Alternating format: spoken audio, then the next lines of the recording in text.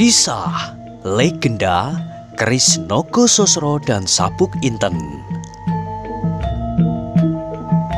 Sahabat Permata TV yang tercinta, pada kesempatan yang sangat baik ini kita masuk pada episode yang ke-145. Selamat menikmati. Dalam kisah sebelumnya diceritakan, terdengar Mantingan dan Wirasaba menggeram. Namun ia sadar betapa dahsyatnya kekuatan yang datang itu. Ia sadar pula bahwa kebakaran di ujung kota adalah suatu cara untuk memancing laskar Banyu Biru.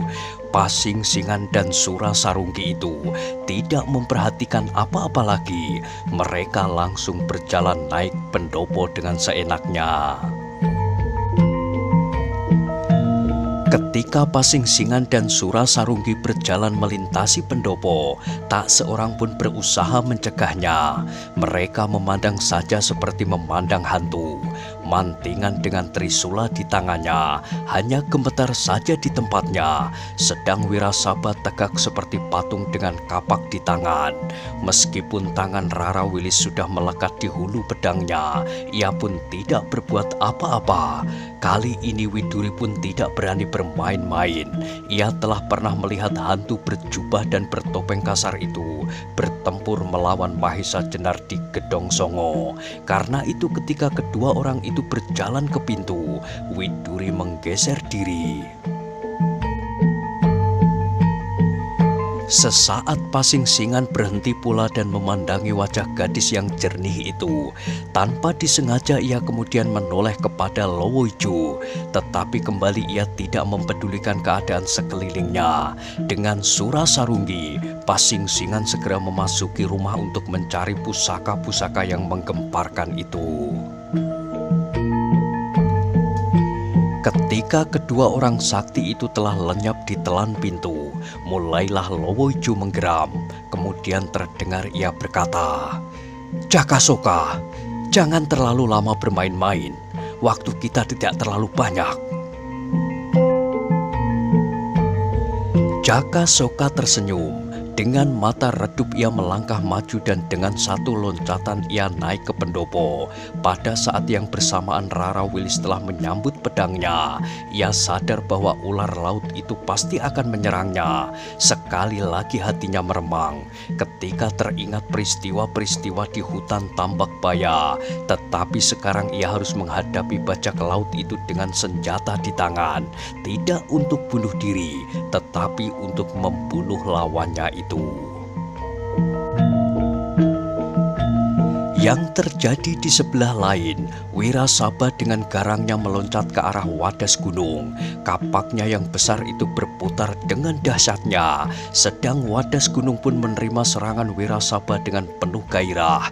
Di kedua belah tangannya telah tergenggam dua buah pisau belati panjang. Sesaat kemudian terjadilah perkelahian yang sengit. Kedua-duanya bertubuh tinggi besar dan berkekuatan luar biasa. Keduanya memiliki kelincahan dan kecepatan bergerak. Wirasaba kini telah memiliki seluruh ketangkasannya. Kakinya sudah benar-benar pulih kembali. Tidak seperti pada saat ia menyusul Mahesa Jenar ke Pliridan beberapa tahun yang lampau. Dengan demikian, pertempuran itu menjadi dahsyat sekali. Benturan-benturan senjata mereka berdentang-dentang menyobek sepi malam. Demikian kerasnya sehingga berloncatlah bunga api ke udara, memercik berhamburan. Mantingan melihat Wirasaba telah mulai, dan Rara Wilis telah berhadapan dengan orang yang berwajah tampan itu. Yang masih berdiri tanpa lawan adalah Lowoijo. Lowoijo itu tidak dapat dikalahkan. Namun apapun yang terjadi adalah menjadi kewajiban Mantingan. Karena itu segera Mantingan meloncat menyerang Lowoijo. Terdengarlah Lowoijo tertawa. Sesaat kemudian di tangannya telah berkilat-kilat pisau belati panjang. Dengan tangkasnya ia menyongsong serangan Trisula Mantingan. Maka sesaat kemudian mereka telah terlibat dalam suatu perkelahian yang sengit. Keduanya bertempur mati-matian. Untuk segera dapat mengakhiri pertempuran, Lowoijo yang garang itu meloncat dengan dahsyatnya, sedangkan Mantingan pun tidak kalah lincahnya. Karena ia sudah mengenal Lowoijo, maka dalam pertempuran itu segera ia mempergunakan ilmu gerak yang dinamainya pacar wutah. Dalam saat-saat berikutnya, Trisulanya bergerak-gerak dengan cepatnya menyerang tubuh lawannya dari segala arah. Tetapi Lowoijo pun telah mengenal ilmu itu. Di Gedong Songo, ia gagal membunuh dalang Mantingan itu. Sekarang ia akan menebus kegagalannya. Dahulu dalang Mantingan berhasil diselamatkan oleh Arya Saloka, dan sekarang tak ada orang yang akan menyelamatkannya. Karena itu, maka Lowoijo yakin bahwa kali ini ia akan berhasil. Wirasaba yang bertempur dengan Wadas Gunung pun telah mengerahkan segenap kekuatannya. Ia ingat apa yang pernah terjadi di Gedong Songo. Waktu itu pun Wadas Gunung ikut serta. Sehingga dengan demikian, sejak perkelahiannya di Bliridan, ia pernah melihat tandang Wadas Gunung di Gedong Songo. Meskipun tidak sedemikian jelas karena kesempatan yang sempit. Sebab pada saat itu ia harus bertempur melawan dua orang dari kawanan Alas Mentao. Tetapi kini ia harus bertempur melawan orang kedua sesudah Lowoijo. Karena itu ia harus berjuang mati-matian. Namun Wirasaba yang terkenal dengan nama Seruling Gading itu pun mempunyai sifat-sifat yang khusus. Sebagai seorang penggembala yang pernah merantau dari satu tempat ke tempat lain dengan bekal seruling dan kapaknya itu, maka ia telah memiliki pengalaman yang tak kalah luasnya dari lawannya, penjahat ulung yang bernama Wadas Gunung itu. Dengan demikian maka kekuatan keduanya tak dapat diselisihkan. Masing-masing memiliki kekhususannya yang cukup berbahaya. Wadas Gunung dengan kedua pisau belati panjangnya menyerang dengan ganasnya, bertubi-tubi seperti beribu-ribu pisau belati yang melontar-lontar ke tubuh Wirasaba. Namun kapak Wirasaba itu seakan-akan dapat berubah menjadi dinding baja yang membatasinya. Sehingga dengan demikian ujung pisau lawannya sama sekali tak berhasil menyentuh pakaiannya. Endang Widuri sementara itu masih berdiri tegak di samping pintu. Ia melihat bagaimana Wirasaba bertempur dengan dahsyatnya. Dilihatnya pula Ki Dalang Mantingan bertempur mati-matian. Ia melihat betapa lincahnya Dalang Mantingan itu dan bagaimana dahsyatnya Trisulanya menyambar-nyambar. Namun dilihatnya pula betapa dahsyatnya Lowoijo itu bertempur. Karena itu hatinya pun menjadi tegang. Yang belum mulai di antara mereka adalah Jaka Soka. Ia masih saja berdiri dengan senyumnya yang aneh. Sekali-kali ia memandang berkeliling, melihat bagaimana Wadas Gunung menghadapi lawannya. Dan di saat lain, dipandangnya dengan seksama pertempuran antara Lowoijo dan Dalang Mantingan. Sebagai seorang yang cukup berilmu, segera Jaka Soka melihat bahwa Mantingan telah sampai pada puncak perjuangannya. Sedang Lowoijo masih mungkin untuk melepaskan ilmu-ilmu pamungkasnya. Karena itu, ia tersenyum. Sebentar lagi ia akan melihat lawan Lowoijo itu terbelah dadanya. Karena itu untuk menakut-nakuti lawannya, ia berkata, "Wilis, lihatlah. Sebentar lagi kawanmu yang bernama Mantingan itu akan terpenggal lehernya atau terbelah dadanya." Rara Wilis mengerutkan keningnya. Ia melihat pula apa yang terjadi. Di Gedong Songo, Rara Wilis telah mengetahui pula bahwa ilmu Mantingan masih belum dapat menyamai Lowoijo. Meskipun demikian ia mencoba untuk tidak terpengaruh karenanya. Sebab apabila demikian, ular laut itu akan dengan mudahnya menangkapnya.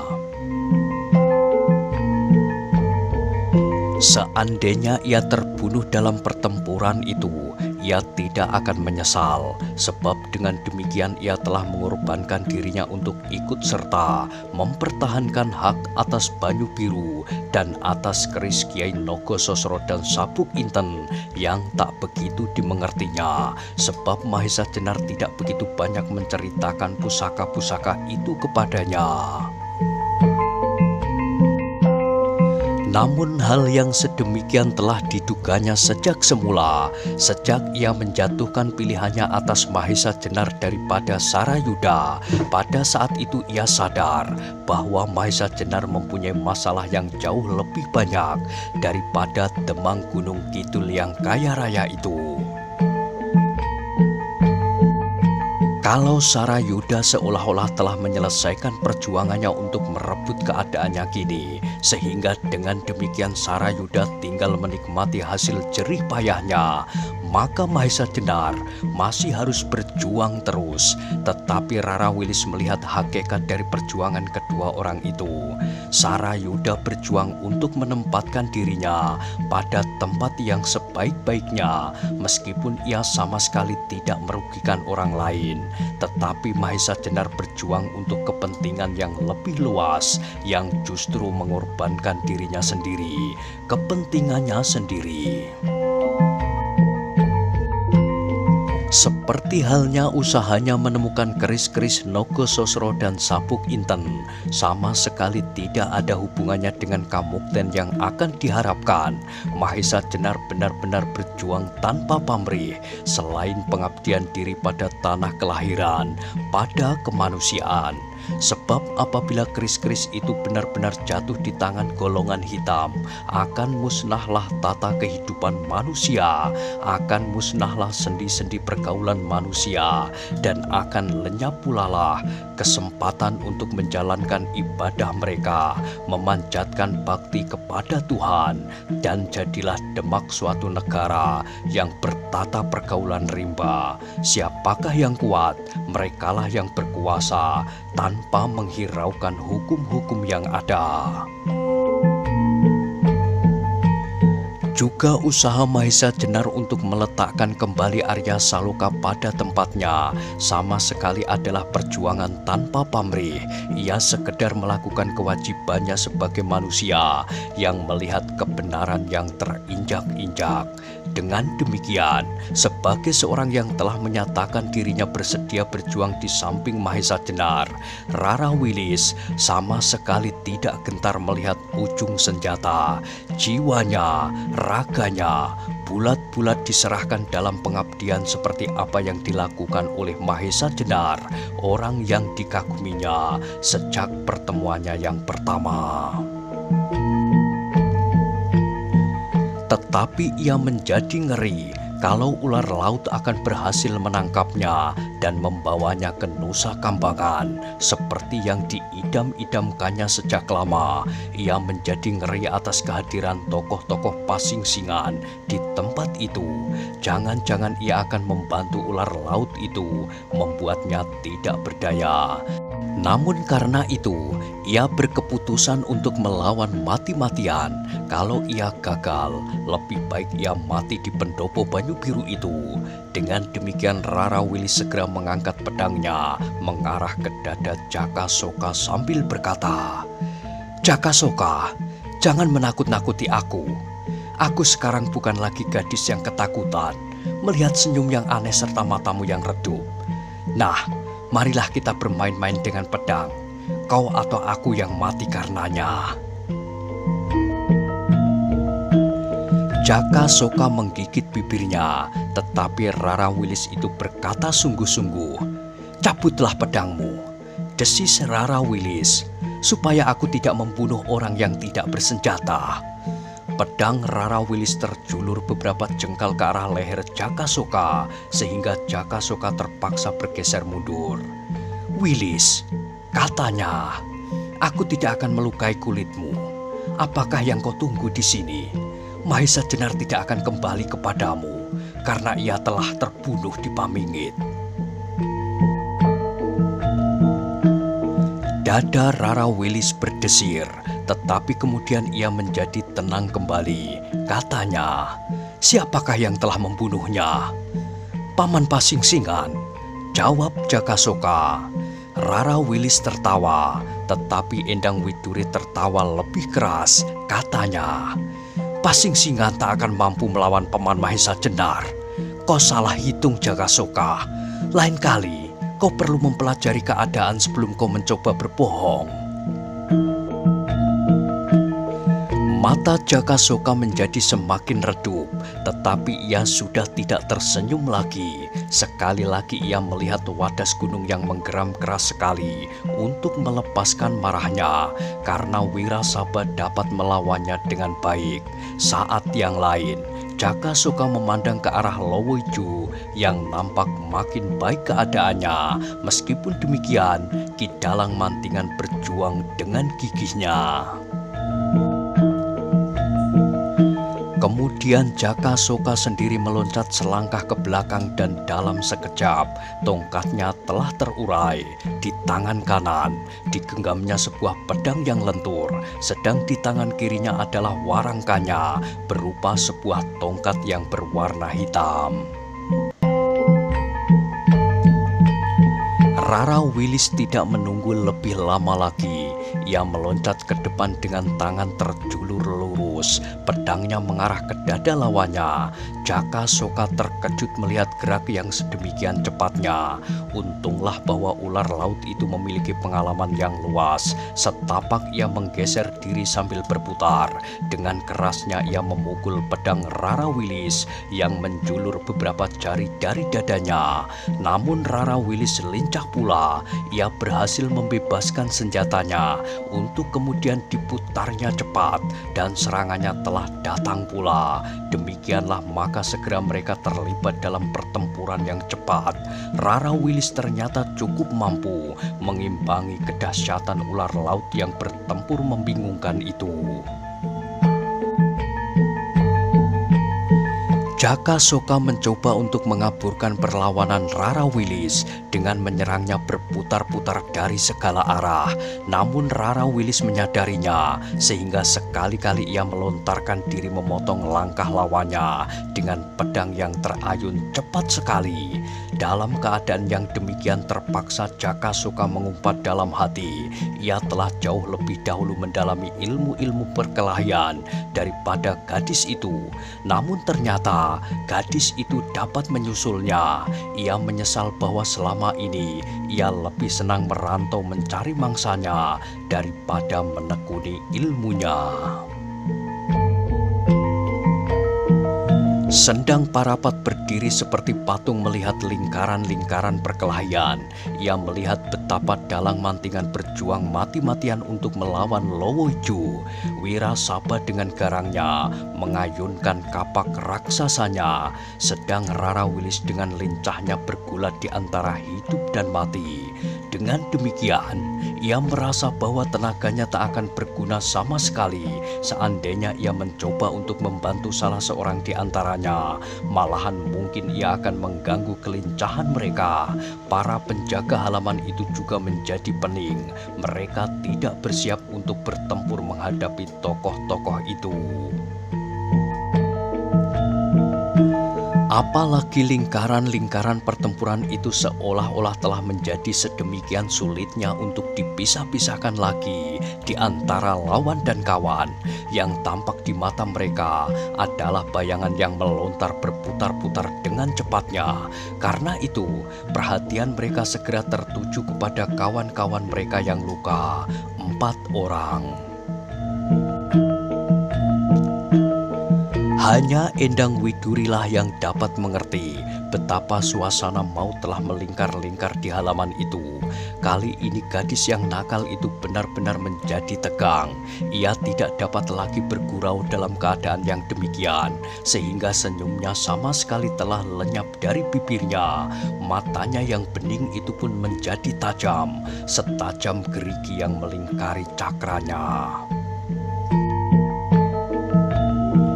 Ia melihat Betapa Wirasaba dapat menyesuaikan diri melawan kekasaran wadas gunung.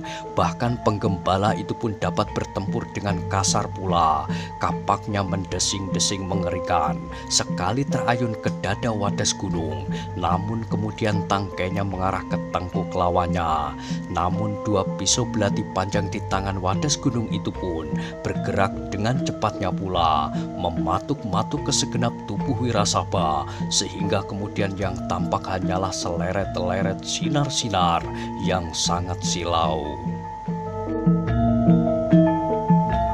Rara Wilis pun dengan lincahnya menggerakkan pedangnya dengan ilmu yang khusus. Ujung pedang yang tipis itu selalu bergerak-gerak dengan cepatnya.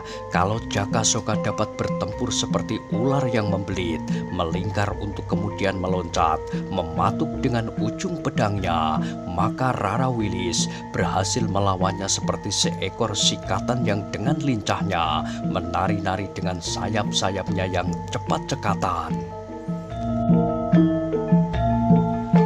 Demikian ia meloncat-loncat seperti anak-anak yang menari-nari riang. Namun ketika tiba-tiba seekor ular mematuknya, cepat-cepat ia meloncat melenting. Untuk kemudian dengan lincahnya, ujung pedangnya menyambar lambung lawannya. Dengan demikian maka keringat yang dingin segera mengalir membasahi pakaian Jakasoka yang gumebyar karena teretes intan pada timang dan anak kancing bajunya. Tiba-tiba ia merasa malu seandainya gadis itu benar-benar dapat dibawanya ke Nusa Kambangan. Bahkan seandainya gadis itu bersedia untuk menjadi istrinya, maka apabila pada suatu saat timbul perselisihan antara mereka, meskipun tidak terlalu tajam, maka apakah ia mampu untuk mengatasinya? Karena itu, kemudian yang menjalar dalam hati Jakasoka bukan lagi perasaan seorang laki-laki terhadap seorang gadis seperti beberapa saat yang lampau. Ketika jiwa Jakasoka telah benar-benar terancam, maka yang ada di dada Jakasoka kemudian adalah kemarahan yang menyala-nyala. Dengan dendam setinggi gunung atas kematian gurunya Nagapasa, karena itu ia harus membunuh siapa saja yang dapat dibunuhnya. Juga gadis yang garang ini harus dibinasakan. Demikianlah kemudian Jakasoka telah kehilangan kegairahannya. Ia sudah tidak lagi melihat seorang gadis cantik yang mempesona, tetapi yang tampak adalah seorang yang berbahaya bagi jiwanya. Namun ternyata seimbang dengan itu, Rara Wilis bertambah marah pula. Baginya pertempuran kali ini adalah pertempuran yang menentukan. Kalau ia terbunuh, biarlah ia mengorbankan dirinya. Namun kalau ia berhasil membinasakan laki-laki itu, maka ia akan terbebas dari kecemasan dan kengerian yang mengejar-ngejarnya sepanjang umurnya. Tetapi berbeda dengan mereka berdua, Mantingan benar-benar dalam keadaan yang sulit. Meskipun ia telah melawan Lowoijo dalam puncak ilmu pacar wutah, namun Lowoijo benar-benar memiliki beberapa kelebihan daripadanya. Lowoijo itu dapat mengeluarkan ilmu yang paling licik, di samping ilmunya yang memang dahsyat dan bertempur dengan segala macam cara, yang paling kasar sampai yang menakutkan. Setapak demi setapak Mantingan terdesak terus, hanya karena ketabahan dan kepercayaannya pada kekuasaan yang tertinggi, ia masih mampu bertahan dalam ketenangan. Melihat keadaan itu, Widuri menjadi cemas. Ia telah kehilangan sifat kekanak-kanakannya dalam keadaan bahaya yang benar-benar mengerikan seperti saat itu. Karena itu, dengan penuh tekad dan keberanian, mendidihlah darah Ki Ageng Pengging Sepuh di dalam tubuhnya. Ketika Widuri melihat Mantingan terdesak, maka ia tidak mau membiarkannya. Dengan lincahnya ia meloncat sambil berkata nyaring di antara desing rantainya yang berputar seperti baling-baling. "Paman Mantingan, biarlah aku ikut serta." Mantingan memandang dalam sekejap. Gadis itu melontarkan diri seperti terbang ke arah Lowoiju, dan dilihatnya Lowoiju itu menjadi terkejut karenanya, sehingga iblis dari Mentauk itu meloncat beberapa langkah surut. Dengan liarnya matanya memandang kepada dalang mantingan yang sudah hampir sampai pada saat terakhir itu. Namun kemudian mata Lowoiju itu menjadi suram ketika memandang Widuri yang sudah berdiri di hadapannya dengan senjatanya yang berbahaya itu. Tiba-tiba terdengar suara Lowoiju itu perlahan-lahan. "Ger, jangan ikut campur dengan persoalan kami.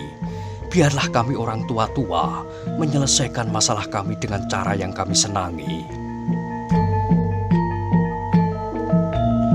Widuri melihat mata yang suram itu, namun ia tidak mau terpengaruh oleh keadaan yang tak diketahui sebabnya itu. Maka jawabnya, "Biarlah Lowoiju, kau datang dengan membawa senjata dan hasrat yang hitam di dalam hatimu. Bukankah kau telah dibekali oleh nafsu untuk membunuh? Marilah, kami telah bersedia untuk melawannya. Kami bukan sebangsa cacing yang membiarkan diri kami terbunuh tanpa perlawanan. Karena kami sadar bahwa saat ini adalah saat-saat kami terakhir. Sebab seandainya kami berdua dengan Paman Mantingan berhasil membebaskan diri dari tanganmu, hantu-hantu hitam yang berada di dalam rumah ini pun segera akan menangkap kami dan membunuh kami bersama. Terhadap mereka, kami tak akan dapat berbuat sesuatu. Karena itu, biarlah kami melawan selagi kami masih sempat.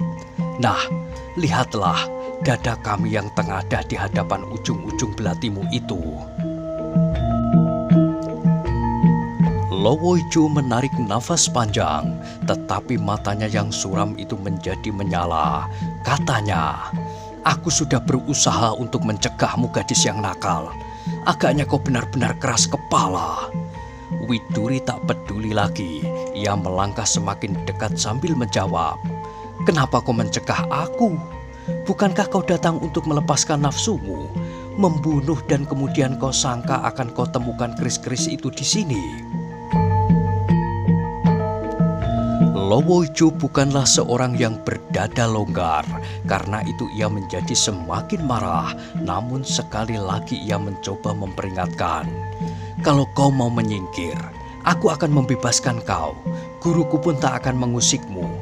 Biarlah aku membunuh Kidalang yang masyhur ini." Tetapi Widuri tidak takut. Dengan nyaring ia menjawab, "Kami mempunyai pendirian yang berbeda dengan golonganmu. Kami memiliki kesetia kawanan yang dalam untuk menegakkan kemanusiaan. Bunuhlah Paman Mantingan bersama kami semua." Lowoiju menggeram.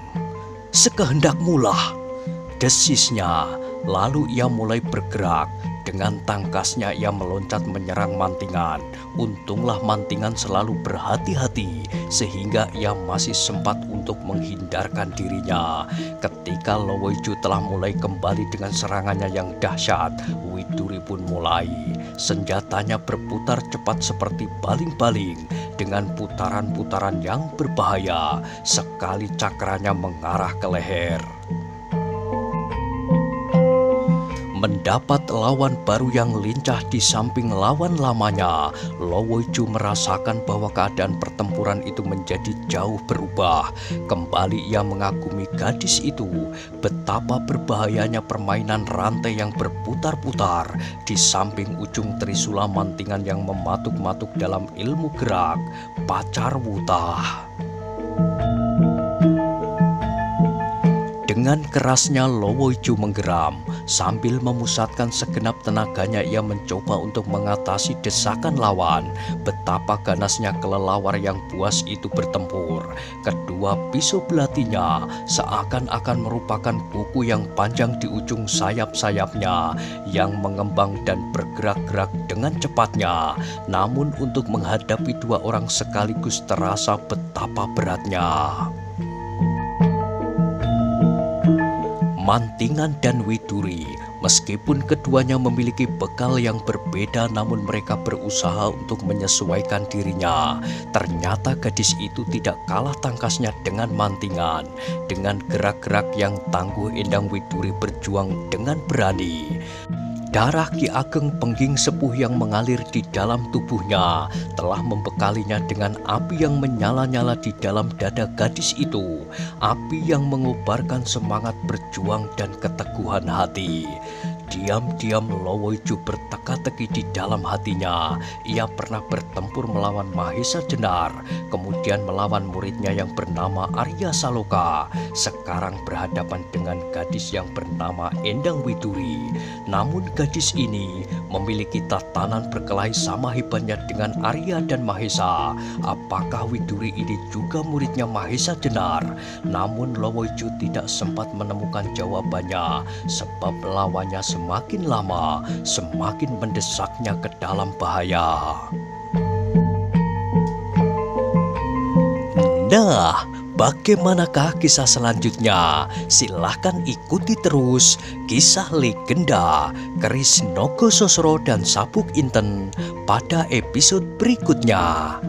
Sampai jumpa.